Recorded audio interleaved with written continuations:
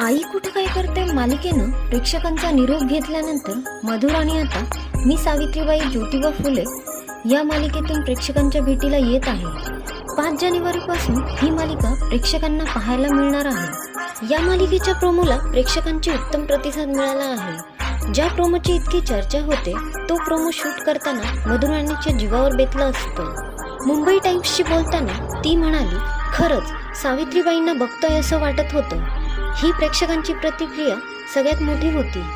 प्रोमोचं shoot करताना खोटा का होईना शेणाचा गोळा अंगावर मारला आणि माझ्या छातीवर बसला, तेव्हा त्या स्त्रीनं काय सहन केलं असेल याची जाणीव झाली। त्या प्रसंगात इतरांचे डायलॉग इतके बोचणारे आणि टोचणारे होते, त्यांच्या जागी मी किंवा आजच्या जगातील कोणीही असतं तर तिथून पळ काढला असता। ते शूटिंग करताना जाणीव झाली की भूमिकेच्या माध्यमातून या दिव्यांतून आपल्यालाही जायचं आहे। मी सावित्रीबाई ज्योतिराव फुले ही मालिका 5 जानेवारीपासून सायंकाळी 7:30 वाजता स्टार प्रवाह वाहिनीवर सुरू होणार आहे। अभिनेत्री मधुर राणी गोखले क्रांतिज्योती सावित्रीबाई फुले यांच्या भूमिकेत दिसणार असून डॉक्टर अमोल कोल्हे महात्मा ज्योतिराव फुले यांच्या भूमिकेत प्रेक्षकांसमोर येणार आहेत। साधारणतः 150 वर्षांपूर्वी महिलांना चूल आणि या मर्यादांमध्ये अडकून ठेवणाऱ्या समाजव्यवस्थेविरोधात क्रांतिज्योती सावित्रीबाई फुले आणि महात्मा ज्योतिबा फुले यांनी ठामपणे एल्गार पुकारला।